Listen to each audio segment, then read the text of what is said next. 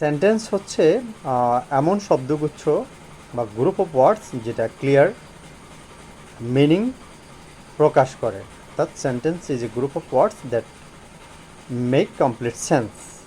But প্রত্যেকটা sentence তৈরি করতে গেলে যে সাধারণ একটা রুলস আছে বা স্ট্রাকচার আছে, গঠন প্রণালী আছে, সেটা আমাদেরকে জানতে হবে। তাহলে আমরা মানে পারফেক্টলি সেন্টেন্স ইউজ করতে পারবো। সাধারণ যে স্ট্রাকচার একটা সেন্টেন্স তৈরি করতে গেলে সেটা হলো কি, অর্থাৎ সেটা হচ্ছে সাবজেক্ট, ভার্ব, অবজেক্ট। প্রথমে সাবজেক্ট হবে, তারপর ভার্ব হবে, তারপর অবজেক্ট হবে। সাবজেক্ট আবার কি, ভার্ব কি, অবজেক্ট কি, সেটা আলাদাভাবে শিখতে হবে। সাবজেক্ট হচ্ছে যে ক্রিয়া সম্পাদন করে, ভার্ব হচ্ছে ক্রিয়া, অবজেক্ট হচ্ছে কর্ম।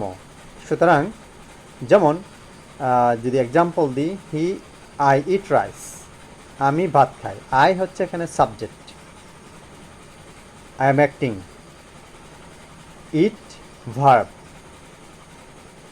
আর রাইস হচ্ছে object. So I eat rice, I subject, eat verb, rice হচ্ছে object. Thank you very much.